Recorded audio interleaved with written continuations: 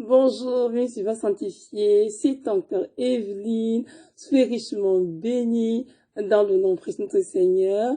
Oui, nous sommes tous des vases en formation dans les mains du potier que le Seigneur nous arrête et il continue de nous façonner pour sa gloire.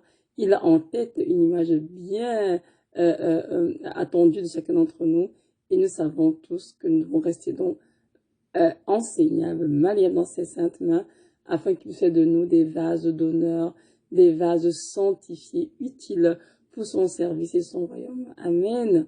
Aujourd'hui, nous sommes le 15 janvier 2021 et mon message portera sur les conséquences de la désobéissance. Oui, mes frères et sœurs, il est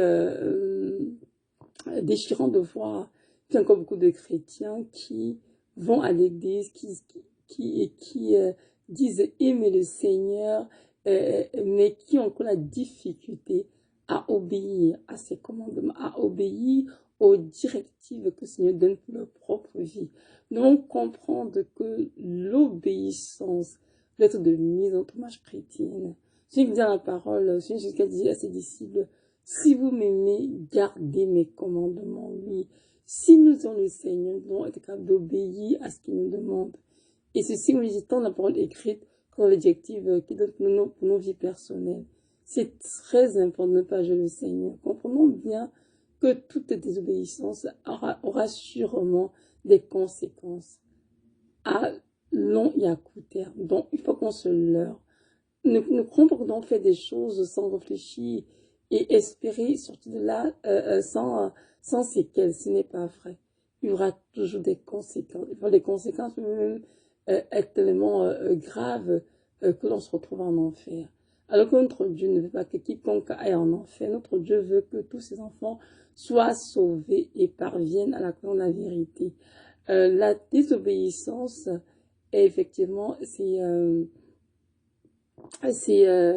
quelque chose avec laquelle parfois on s'amuse, on dit Seigneur, si tu désobéis, c'est pas grave, tu as changé en chemin. Un jour, je parlais avec une amie à moi et on parlait en fait du mariage. Je lui disais, oh, en tout cas, moi je prie pour ne pas me tromper. Moi je prie pour vraiment être cette femme qui va épouser l'homme que Dieu a pour moi parce que je veux m'obéir aussi quand je me marie. Je veux pas épouser n'importe qui parce que je suis juste tout simplement amoureuse et tout et fait n'importe quoi. Et puis elle m'a répondu, oh mais c'est pas grave, tu es quelqu'un qui n'est pas l'homme de ta vie, ce n'est pas si grave que ça. En chemin, ben, tu t'es trompé, tu peux tout juste comme divorcer et puis te remarier, puis voilà.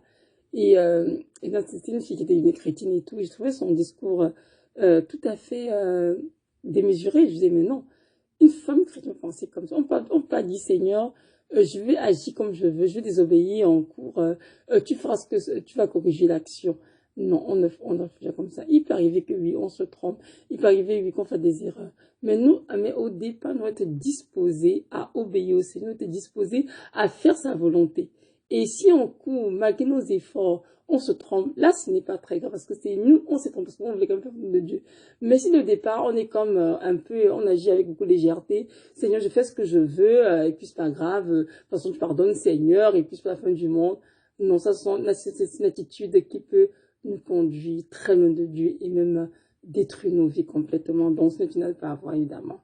Lorsque on parle de désobéissance, on parle dans la parole, on a vu des hommes et des femmes de Dieu qui ont obéi. On a vu le vision aussi dit les hommes et femmes qui ont désobéi. On a également vu le viol. On prend ce matin le cas du roi Saül, ce bel homme que Dieu a pris, établi comme roi d'Israël. Hein, vraiment, il a des notions de prophétie, tout cela. Mais le roi Saül n'a pas été capable d'écouter le prophète Samuel. Il a, à son moment donné, de faire quelque chose, il faisait toujours ce qu'il voulait. Et un jour, le Seigneur a demandé justement à Saül d'aller chez les Amalécites et de détruire tout et de détruire tout, hommes, femmes et enfants, ainsi que tout le bien. Mais le roi Saül est allé en guerre, en effet, et il a obéi partiellement. Il a détruit les hommes, les femmes et les enfants, mais il a laissé quand même, il est parti de la reine, elle est enceinte, et à côté de cela, il a aussi pris des bêtes grasses, et il est revenu en Israël avec.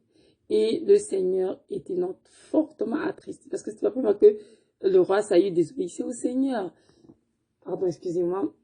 Et là, le prophète Samuel était sous le choc.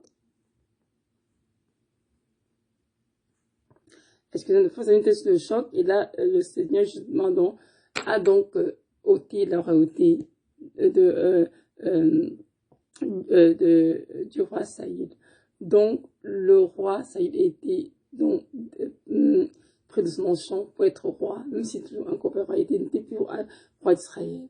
Donc ça, c'est une désobéissance qui a conduit le roi Saïd à perdre la royauté. Et ce n'est pas tout. Non, ce n'est plus la royauté.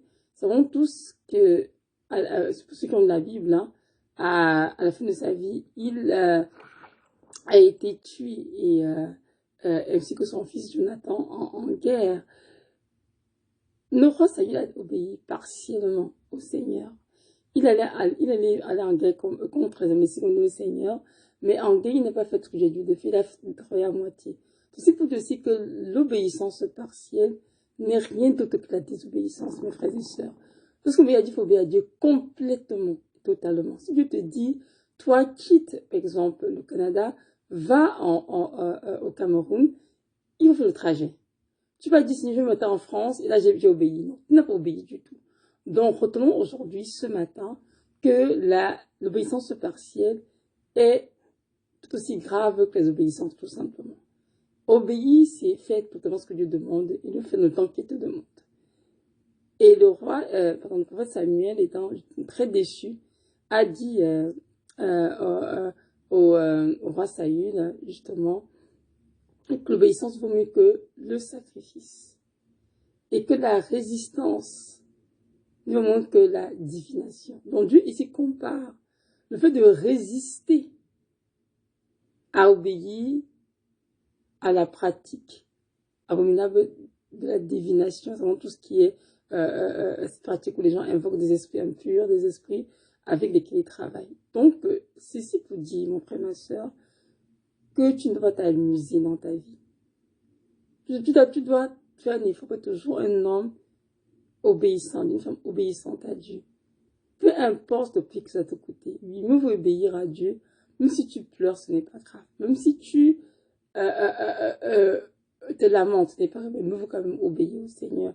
Car l'obéissance vaut mieux que les sacrifices. Et il ne faut jamais dire, Seigneur, je veux faire ce qui me tente, et ensuite tu vas me pardonner, Seigneur, ce n'est pas si grave. Dis-toi toujours que chaque obéissance que tu poses dans ta vie peut t'éloigner du Seigneur à tout jamais. Oui.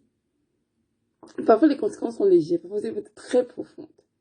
Donc, il ne faut pas s'amuser avec la désobéissance. Il faut plutôt choisir toujours d'obéir au Seigneur. Tout ce que tu en as de Dieu clairement. Parce que Dieu s'est révélé à toi clairement par rapport à une situation précise, que sur ta vie ou bien au niveau de la parole. C'est mieux d'obéir totalement au Seigneur. Et c'est difficile, il faut juste prier dans le Seigneur la grâce. La grâce d'obéir, Seigneur, parce que Dieu est un Dieu de grâce et sans ça, nous ne pouvons rien faire. Il est écrit dans Jean 15, verset 5. Sans moi, vous ne pouvez rien faire. Donc, comprenons bien, frères et sœurs en Christ, que sans Dieu, nous ne pouvons rien faire. C'est lui qui nous rend capables. C'est lui qui nous donne la force, le courage d'obéir. Amen. Pardon, j'ai vu une petite gorgée d'eau, désolée. C'est lui qui nous a la force et la grâce d'obéir.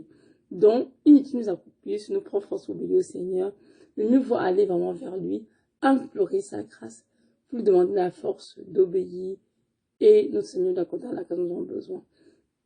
Moi qui vous parle, évidemment, je sais ce que c'est la désobéissance, parce que comme je l'ai déjà fait, et c'était très dur, et j'ai failli perdre ma vie. Je me suis mariée à cela 14 ans. Et quand je me suis mariée, je me souviens que juste après mon mariage, une année après, je pense, une année et demie, le Seigneur m'a dit, Evelyne, je veux que tu coupes les relations avec le membre de ta famille, sans exception. J'étais comme, non, Seigneur, mon Dieu, ça se peut pas. J'aime trop ma mère, Seigneur, et mes petits frères, tout ça. Tu m'as dit, je veux que tu obéisses, Evelyne. Et non, au début, j'obéissais. Je fais 6 mois, je les appelle pas. Après, 6 mois, je reprends le contact. Parce qu'après, moi, je vais à l'étranger, hein.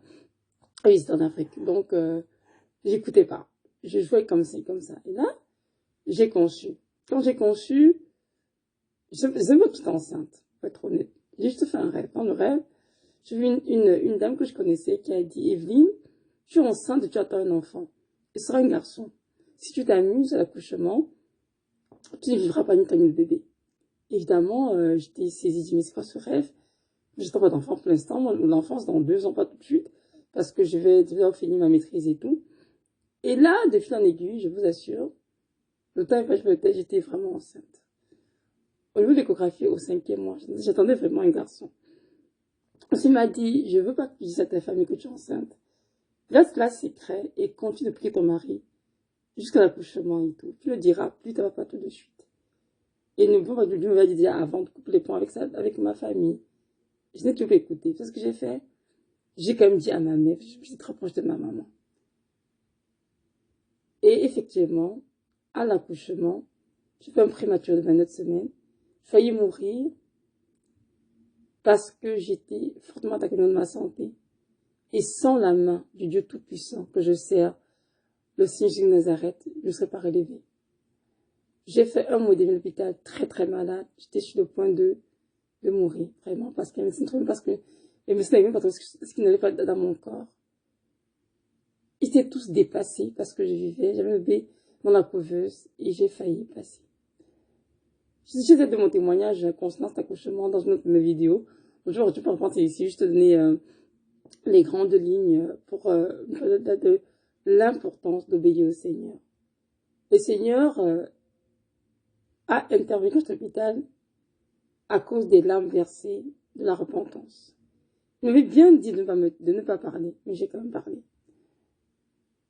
Et il m'a dit, Evelyne, tout ce qui demandait de ne rien dire à ta maman, ta maman ne fait rien de mauvais. C'est une femme qui t'aime beaucoup, et je la connais bien.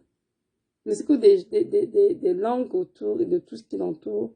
Parce qu'en fait, je viens d'une famille, en fait, il y avait des personnes qui pratiquaient la sorcellerie. Et ce fait que j'étais pas assez prête, j'avais pas assez, comment on dit, de connaissances spirituelles, ni d'onction pour interagir avec eux sans toutefois être attaqué ou être infesté.